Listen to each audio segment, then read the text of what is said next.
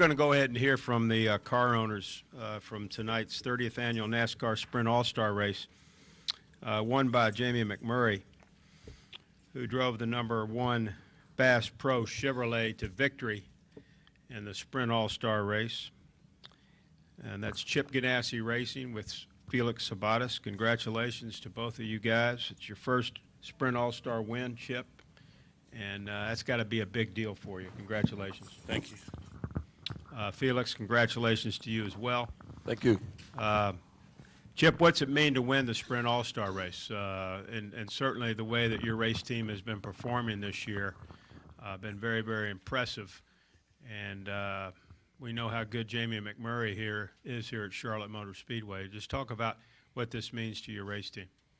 Well, thanks. I think, first of all, you know, the fact that it's the home race for everybody here in the backyard, you know, this and the, you know, obviously Memorial Day and in the fall, the races mean a lot more when they're in their backyard. I guess everybody gets to see them, and your peer group, your friends, your wives, your girlfriends, and your families, and so I think it adds a little something special to it. I mean, I think Jamie likes this place.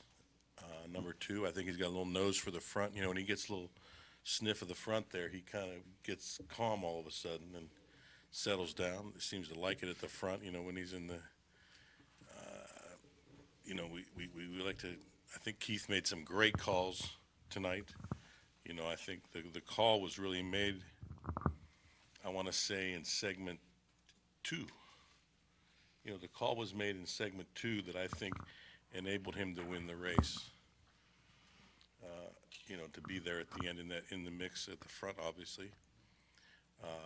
I think you saw some great racing with Carl Edwards and with Kevin and Jamie. Just really, really proud of the team. Really proud of the people that have hung in there with us. Bass Pro Shops, obviously, tonight. Obviously, Cessna and McDonald's, Target. People that have been with us for lots of years, and really proud to bring them a victory. And it means something here. A little, you know, there's something a little special about the All-Star race too. I think, you know, that you know, nobody's out there points racing. It's you know, it's hammered down there with 10 to go. So I think we saw a special kind of racing tonight, and then we're all very lucky to see that. Thank you, Chip. And Felix, certainly you know how special it is racing here at Charlotte, and what this can mean for the team as we even look ahead to next weekend. But just what's the significance of the win here tonight for you guys? Well, you know, it puts us in an elite group, a very elite group that have won this race in the past. You look at the past winners, and just like the who is racing. And, you know, we've come close to winning this before, but close doesn't count when it comes to All-Star race. As far as I'm concerned, if you finish second, you're the first loser in the All-Star race. You got to win the race. And we brought a new mascot with us today, a new team mascot, Coach Rivera, his wife Stephanie. You know, they sent a pit box with us, and by God, we won the race. So good to have you here, Coach. So what we're trying to see if the NFL would change the schedule so they can play on Saturday, so he can come to races with us on Sundays. I don't know if we can get it done or not, but thanks to Ron and Stephanie for being here. Well, that is great to have him here. Coach, certainly appreciate you being here tonight. Great season. Let's hear now from questions from either Chip or Felix. If you have one, raise your hand. And let's start back here. Kelly's got one. For both Chip or Felix or whoever wants to answer, you've been through a lot with Jamie, and he's now delivered you a Daytona 500, a Brickyard, and an All-Star race. How much does he mean to you both personally? And how long are you going to keep him around so you can go chase a championship? Well, that's true. He, you know, he said to me in Victory Lane tonight, he said, "We've won a lot of great races together, haven't we?" I said, "Yes, we have." And you know, it was kind of special for him to think of that as well, because you know, he's that kind of guy. He understands he understands what it takes to be in this sport and be a driver. And you know, I think your media brethren misses a lot of times what it really takes to be in this sport week in and week out, you know, with a family, with the demands that are put on these athletes today in any top level sport. You know, it can be trying at times, and you know, in the ups and downs, and the mental side of the sport can be very difficult. And I think Jamie has shown great resilience over the years to hang in there and perform at a high level when the opportunity presents itself, and he did that here tonight. And I'm sure that you know, that obviously ingratiates Jamie in the mind of a lot of people, and his future's bright, I can assure you. Other questions? Jay, and then we'll go to Jenna. Right there, let's go to the middle and then to Jenna.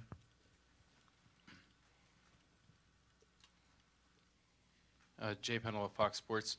Seems like you guys have had some pretty good runs this year, and you know, you look at Martinsville and you get put in the outside wall. You look at Kansas, what happened there? What does this win do for your outlook going forward from here, and how much confidence does this give a guy like Jamie to go out there and know that he can still get out there and win races? Yeah, I think everybody, obviously, you know, with the addition of Kyle Larson to the team this year, things have stepped up a bit. The performance, we had a few changes with personnel on the team over the year, or in the off season, I should say. And you know, these are things that, you know, I guess it's nice to have a validation from time to time of your MO. You know, it's nice to ring the cash register, if you will. You know, from time to time in this business to you know, to let you know that you can still do it, and you're in the way that you operate the business, the way you motivate your team, the components you put together, the people, all those pieces that have to come together. It's, you know, sports teams are a very delicate balance of personalities and equipment and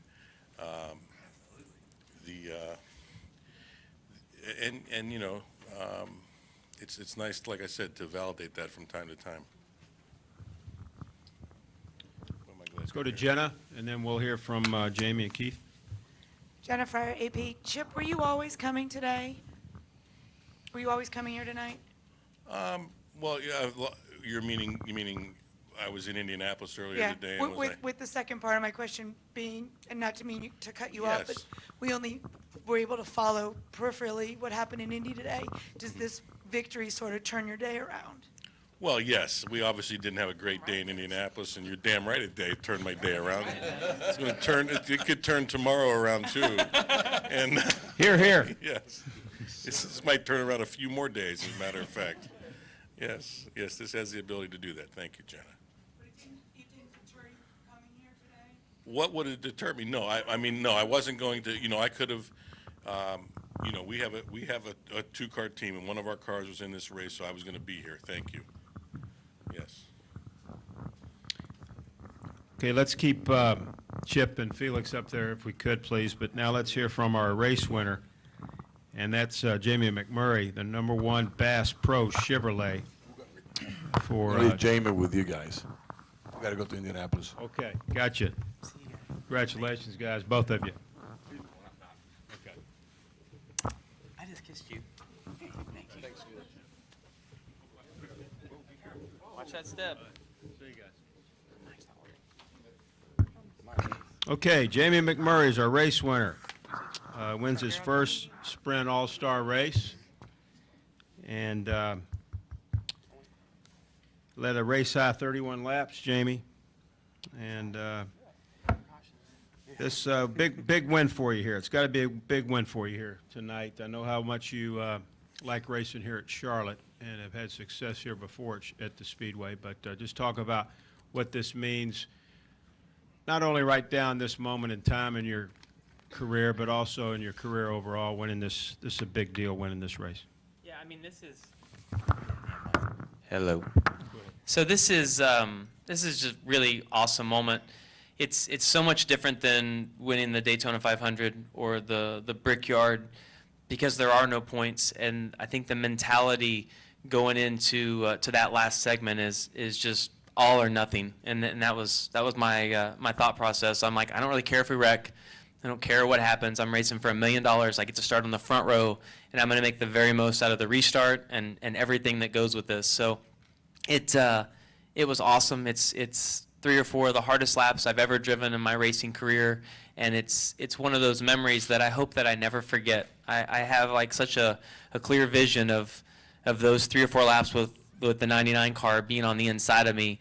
And it's what we wake up every single day and live for, is to get to be put in that exact position. It's really awesome. And Keith, just talk about this win from your perspective as a young crew chief, just what this means to you. It means a lot to finally get a win. I feel like this year we've been pretty good. We just need to get better, and I feel like we've been getting better on the track every week. And last week we had a little unfortunate thing happen, so didn't get to show how good that car was. But tonight, we kind of started in the back a little bit, or started in the middle, and had to play a little bit of a track position game. And I really knew that we had something special when we pitted, and I think like 7 people stayed out or so, and we were running really good lap times compared to what we'd run before. And then after that, we stayed out, and when no one else stayed out in front of us, I knew that we had something. So Jamie did a great job. The 4 and the 5 were really fast, and they were on 4 tires most of the night. And when only the 5 passes that one time, and Jamie was on really old lefts and rights, sticker rights, and held the 2 or the 4 off forever. So right then, I knew that final segment is, us and somebody else are going to run for this $1 million. So obviously got the line up in second spot, coming down pit road. The guys had a great pit stop, barely got beat out, restart on the outside, and like he said, he just drove amazing. Yeah, all 10 laps were amazing, but that race with Carl was really special, and I don't know, just special to win the All-Star race. It's nice to win it as a crew chief, and looking forward to just carrying this momentum to winning some points races. Very good. We'll take some questions now. We'll start down here front row with Mike, and then we'll go to Jay, and then Bob. Mike Neff from frontstretch.com. Interrupt your drink there, Jamie. I don't drink, so I've got a pretty good buzz right now, just so you know. I don't remember the last time I had a drink of alcohol, and I've had about half that bottle of champagne. Things are looking pretty good right now. Things are looking real Yes, good sir. for you right now. I caught up with Carl in the garage after the race, and he lamented some of the decisions he made and said he would have driven the last few laps differently, but he said you drove perfectly and made perfect decisions at every turn. Do you feel like that was the best 4 or 5 laps you could have possibly driven when you were racing with him? Absolutely. When I look back at like winning the Daytona 500, it's kind of circumstantial to get drafting totally different. The Brickyard for me was really special because I passed Kevin Harvick on the outside of turn 1 at Indy, which does not happen. It's really hard to do. That was a really special restart for me. But this is different because there's no points, and I honestly, I wanted Carl to take the outside of the restart because I thought the inside was the better place, and I'd restarted on the inside both times before and been able to beat the guy to turn 1. And when he took the inside, I was like, screw it, I don't care. Like if we drive off into the corner and we all wreck, I don't care right now because literally you can see the $1 million. When you get to be in the All-Star race, it's one thing to start. Like I started the first segment 11th, but there's so much that's going to happen between now and that last 10-lap segment that it's not reality until, like I remember, I think I restarted 6th last year, and I believed in my head, I'm like, I think I can win this if I get in the right position. But starting 2nd, I'm like, one of us is going to win this. The 4, I'm like, the 4 is going to have a chance, but it's so hard to pass here in 10 laps, especially when you have a good car in front of you, that I'm like, if the 99 ever gets in front of me, I don't think I can pass him.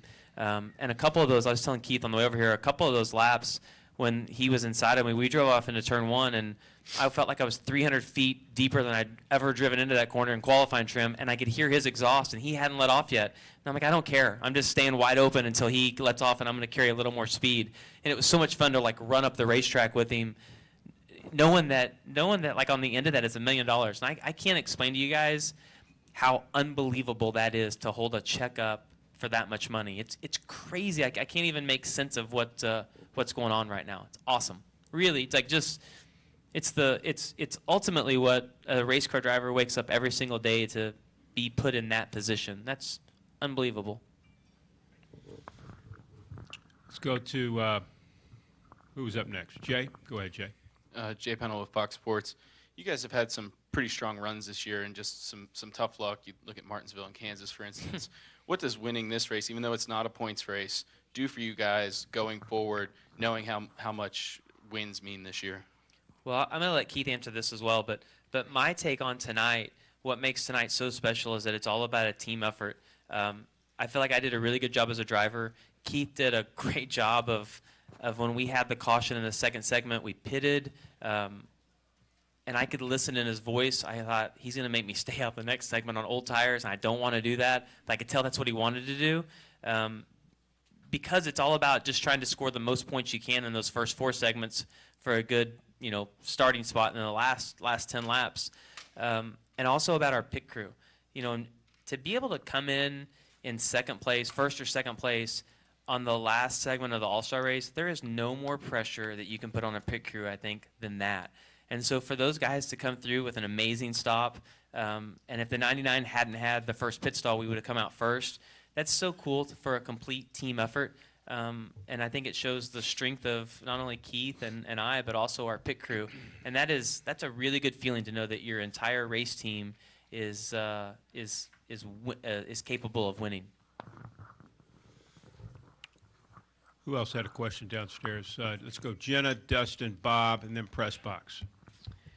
Jennifer, AP, I'll get you before you're drunk, Jamie.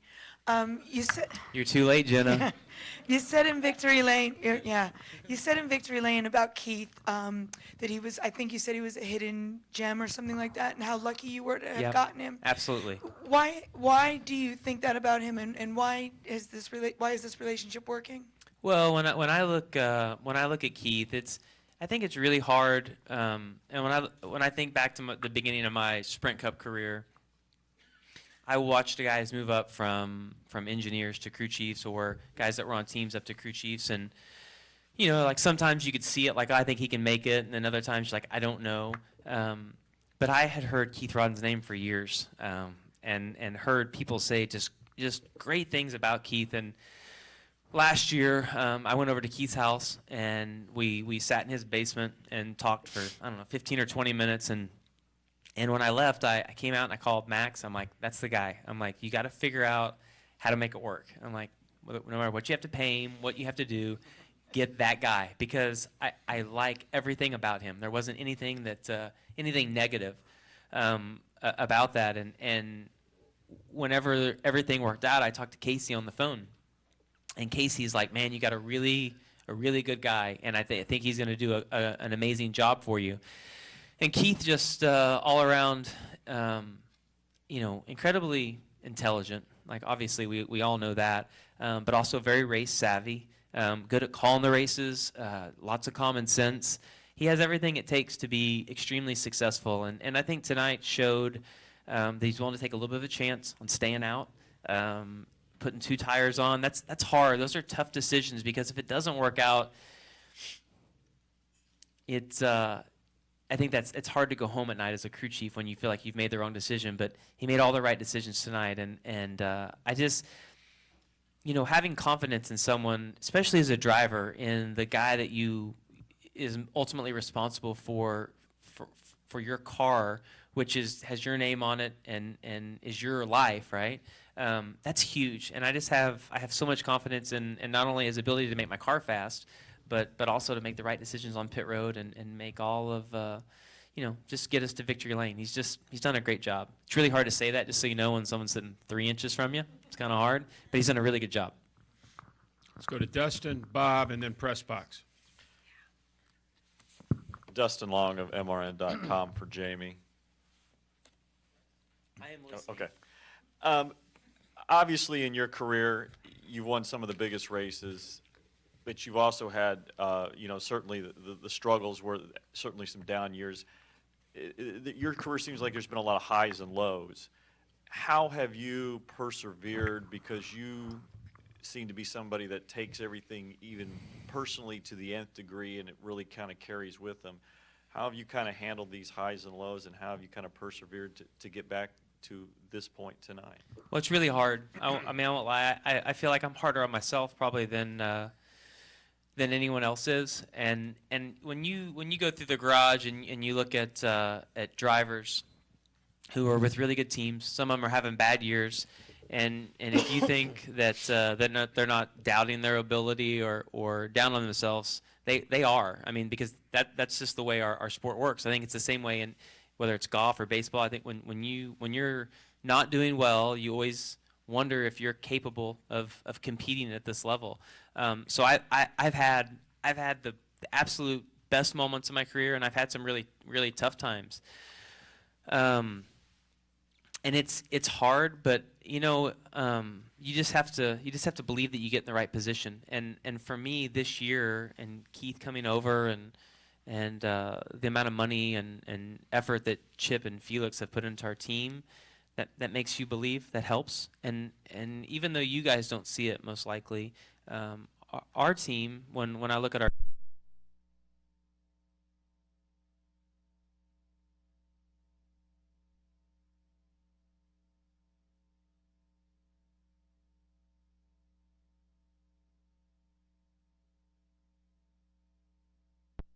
car, if something would happen.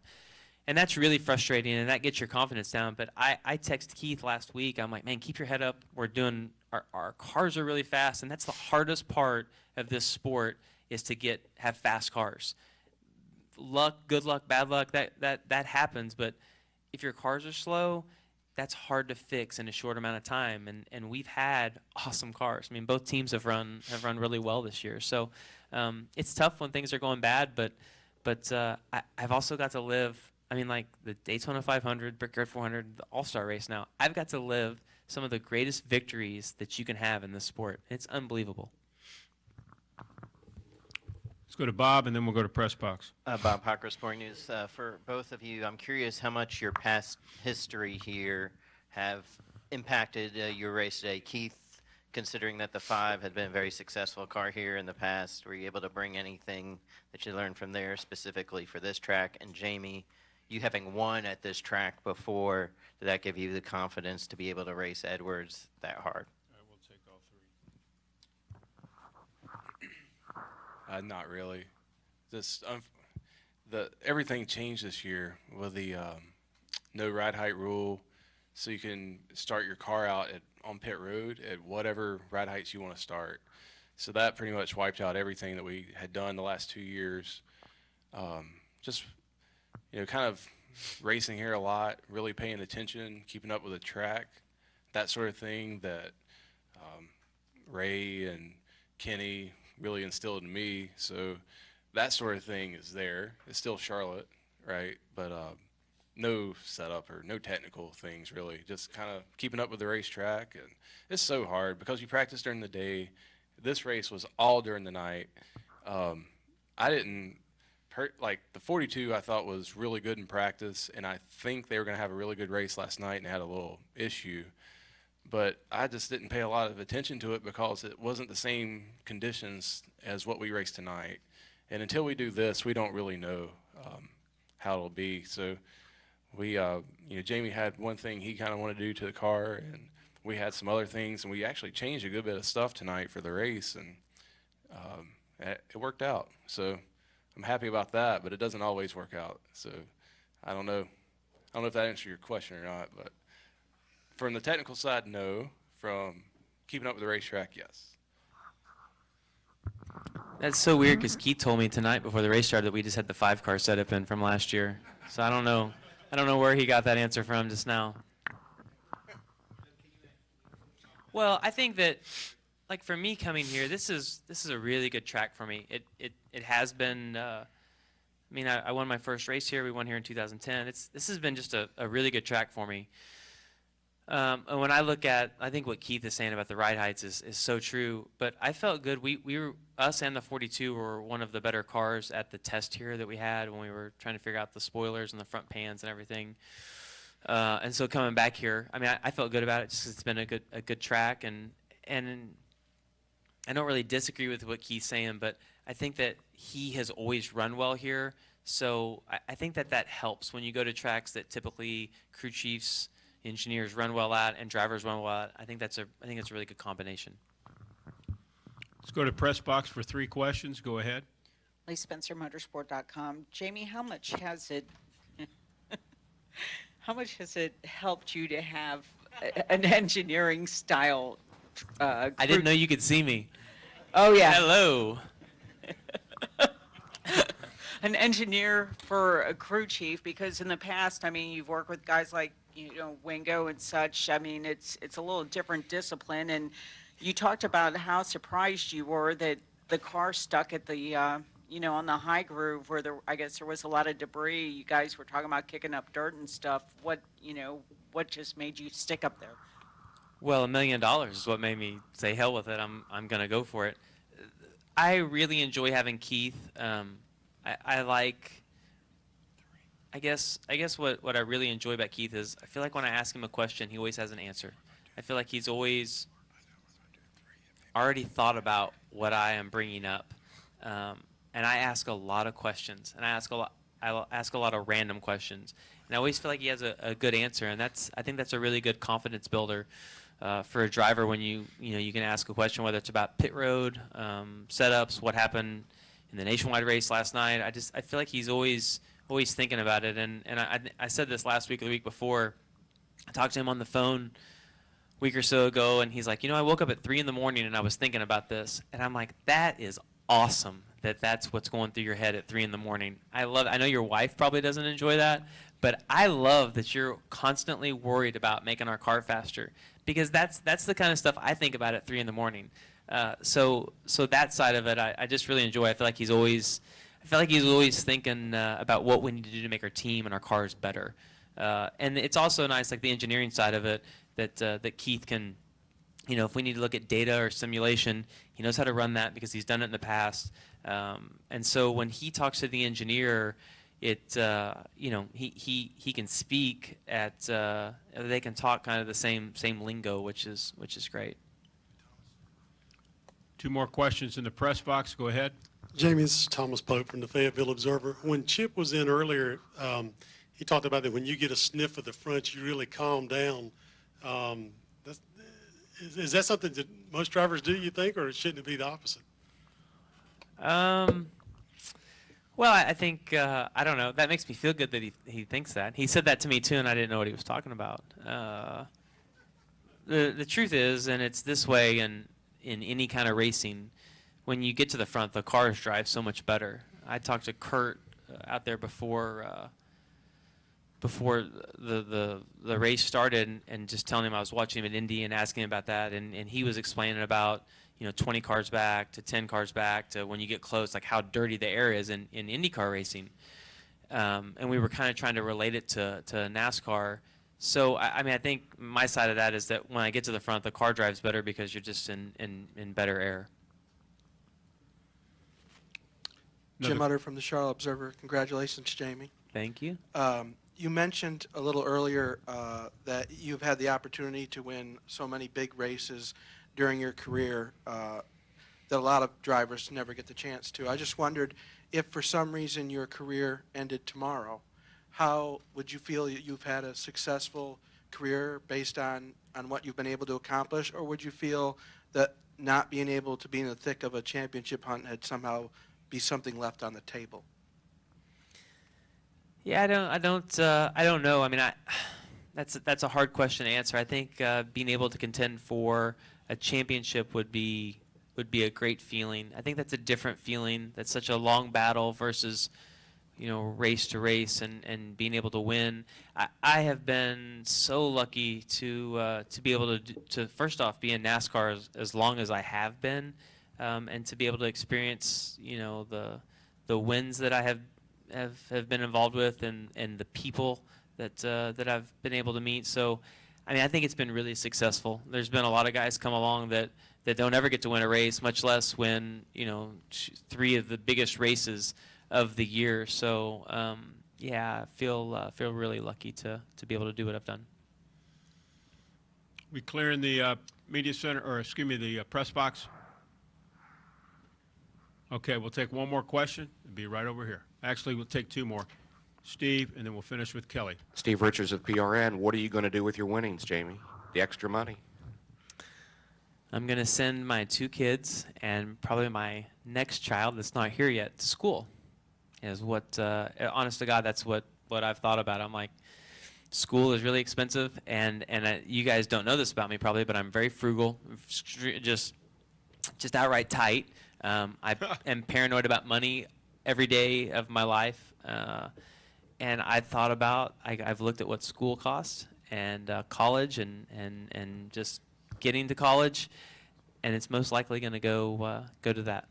I saw Marty tweeted that you were something about a train for your kid. Yeah, so I'll tell you guys the story. I've told it 10 times, but I think it's a really great story. This morning, the whole family sitting at the breakfast table.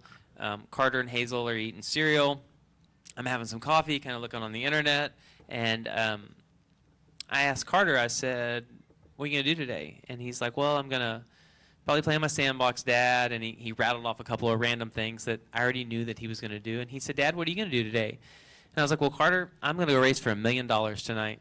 And he's like, okay, like no big deal. Has no idea what $1 million is. And I think it's so weird that my wife, who we really never talk about racing, she never really asked me anything about the car or if I think I can win. Very seldom does she say that. And she's like, do you think you can win tomorrow night?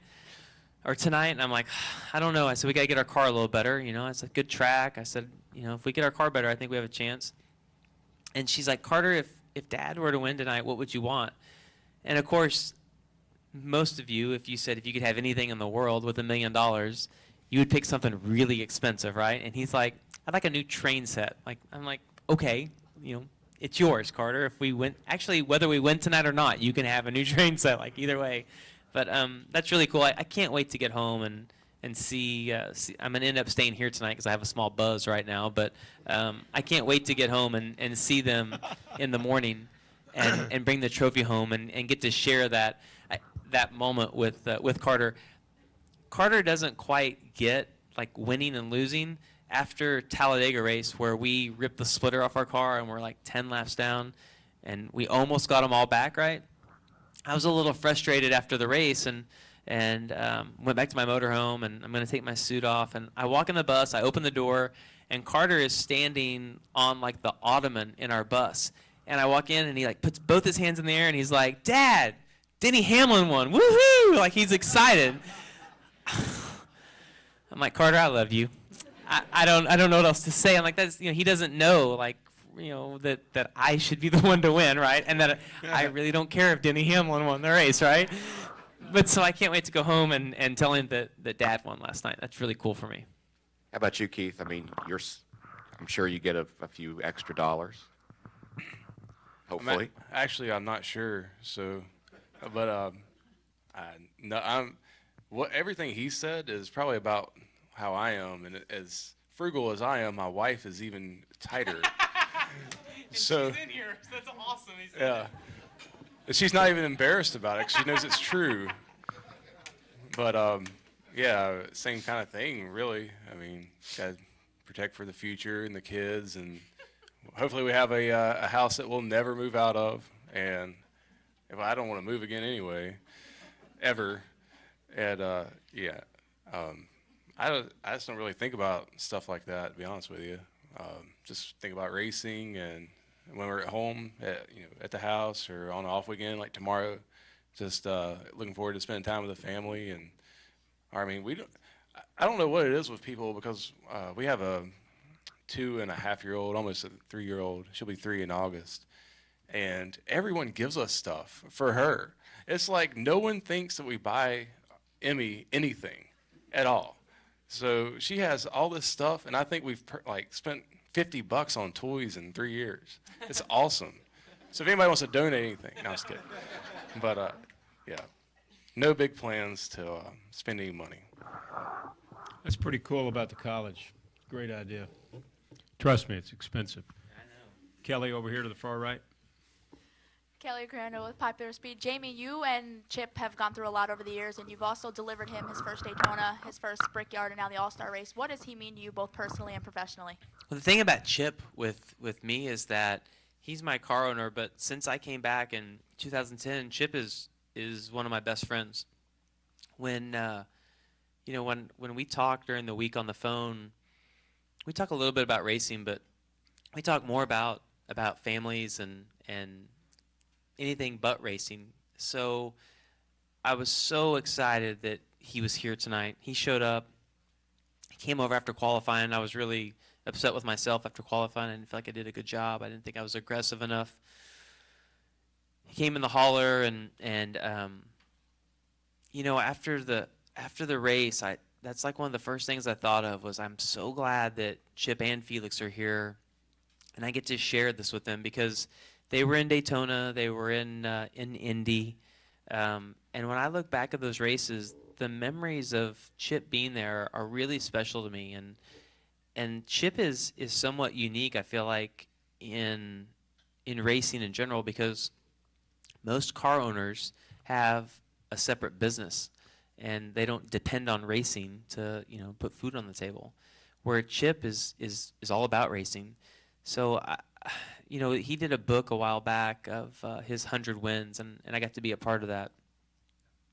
And when I look back at some of the memories of my racing career, almost all of them I've experienced with him, and that's really special to me. And when I pulled into, got up on the stage, I gave him a hug, and I'm like, we get to have another one of these incredible memories together, and it's a great relationship, and I feel so blessed to get to share that with he and Felix.